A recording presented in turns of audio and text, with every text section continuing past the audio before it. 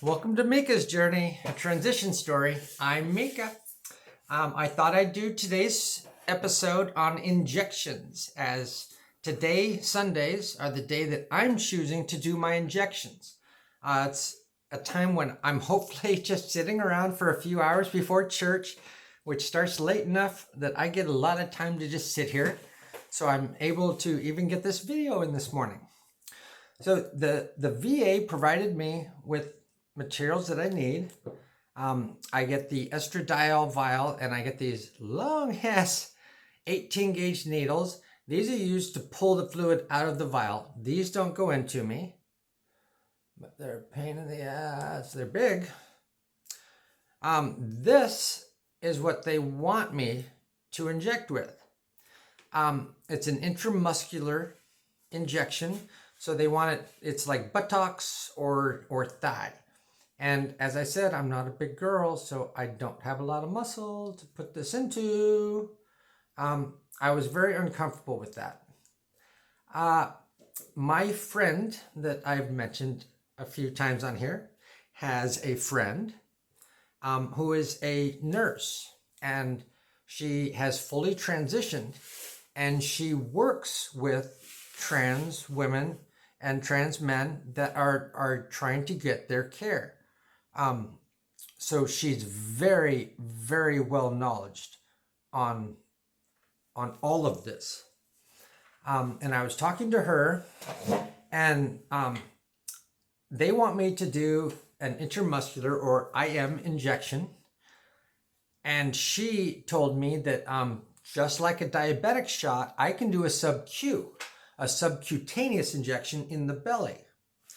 So I've got a little spot right here I picked. That's my little spot where I did my shot. I've got a new needle now. This puppy here is 5/8 inch. It may look longer than it really is. It's, just over half an inch. It's a 25 gauge, whereas this one was a 23 gauge right there, the one they wanted me to inject with.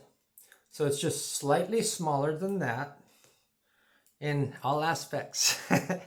But I put a little lidocaine numbing gel onto my numbing gel. It's an ointment, not a gel. But lidocaine cream, I put that onto my belly about it was a little more than 5 minutes before I did my shot. I did find that pulling out of the bottle with this can definitely be a chore. So they say that you pull it back to where you want. So if I'm doing half a milliliter, that's where I pull it back to. I stick it in, push that air in, so you pressurize the bottle. You're upside down, so the air is up on top, but that makes it a little bit easier to draw from, because that's a vacuum. You're gonna have a hard time drawing if you're not putting something back in. So that's what I'm doing there. So I did that this morning. I pulled that out. It's a thick gel, so I put this under my armpit for a little while, or you can put it in your crotch or something. You just put it there and you let it warm up. It gets to body temperature, because it's estradiol is going to be a gel. It's thicker. And then you need whichever needle you're going to use. So that one there.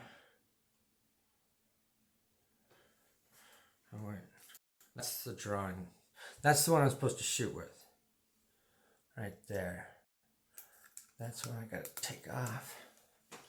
So when I shot up with that was much easier to deal with. That went in painlessly. Maybe because of the lidocaine cream. Maybe because I'm just half numb all the time anyway. I don't know. But no pain at all there. What was hard was injecting it. Which my friend told me it was. She was showing me as she was injecting hers. It takes a while. You got to put pressure on it. So when I first put it in there and started pushing on it, it just didn't want to move yet. And I'm just kept that pressure on it constant. And you slowly see it start feeding into you. Like, okay, I'm getting pressure on it, getting into that fatty, because I don't have much fat either. I got to find something down there. But I know I'm going to have issues with the VA. I'm not sure if I'm going to tell them that I'm doing sub-Q instead of IM. I'm bringing my own 5/8 inch needles off of Amazon. Got 100 for like $14. No big deal. They're going to last me a long time. So the only other fight that I'm going to probably have with the VA is on dose, because they have me doing 5 milligrams every 2 weeks.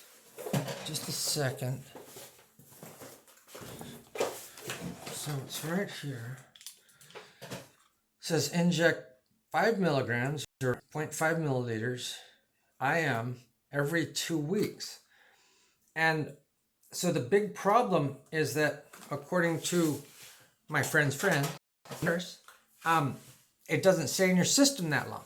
This is doing me no good for over a week. I have no estrogen doing anything, which winds up putting me onto a roller coaster. I wind up doing this with my estrogen, and it's probably going to affect my development. My friend is now on, she's switching. She was on a 5-day cycle, but she wants to bring down her estrogen. And so she's doing, I believe she said she's doing 5 milligrams, or I'm sorry, she's doing a heavier dose. So this particular bottle, does it say it on the bottle? It is a 50 milligrams per 10 milliliters. Yeah, 50 milligrams per 5 milliliters. Works out to be 10 milligrams per milliliter, which is why I'm doing a half a milliliter to get 5 milligrams. The other, what she's doing is twice as much. It's 100 milligrams per 5 milliliter. So she's doing less than half a milliliter injection at a time, because there's twice as much there. But she's now switching to a 7-day cycle. And she says that keeps her much more regular. And the nurse says it too. She says that just keeps you much more regular like that.